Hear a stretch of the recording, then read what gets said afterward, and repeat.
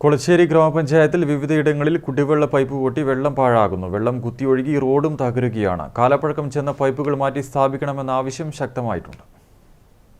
കൊളച്ചേരി ഗ്രാമപഞ്ചായത്തിലാണ് കുടിവെള്ള പൈപ്പ് പൊട്ടുന്നത് വ്യാപകമായിരിക്കുന്നത്. കൊളച്ചേരി കുമാരൻ പിടിക്കയിൽ കഴിഞ്ഞ ദിവസം രാത്രി പൈപ്പ് പൊട്ടി റോഡ് പുഴയായി മാറിയിരുന്നു. കൊളച്ചേരി ചേക്കുകുളം റോഡിൽ പഴയ പൈപ്പുണ്ടായിരുന്ന ഭാഗം റോഡ് താഴുകയും ചെയ്തിട്ടുണ്ട്. പഞ്ചായത്തിന്റെ പലയിടത്തും വർഷങ്ങൾക്കു മുൻപ് സ്ഥാപിച്ച പൈപ്പുകൾ അപകടാവസ്ഥയിലാണ്.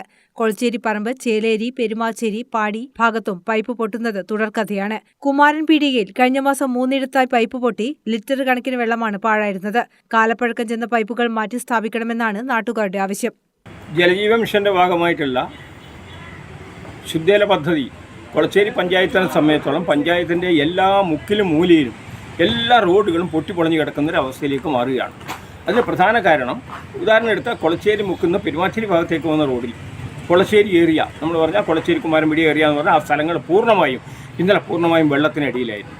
എന്ന് പറഞ്ഞാൽ ഇപ്പോൾ റോഡിൻ്റെ നടുക്ക് വലിയ കുഴികൾ ഇപ്പോൾ രൂപപ്പെട്ട് കഴിഞ്ഞിരിക്കുന്നത്. ഇതിന് പ്രധാന കാരണം എന്താ? പഴയ കാലത്തുണ്ടായ പൈപ്പ് ലൈനിൻ്റെ ആ ലൈന് പോയത് റോഡിൻ്റെ നടുക്ക് കൂടിയാണ്. 10 മീറ്റർ ആയിരുന്നു ഇപ്പോൾ റോഡിൻ്റെ വികസനം. അന്ന് 5 മീറ്റർ റോഡ് ഉണ്ടായിരുന്നു.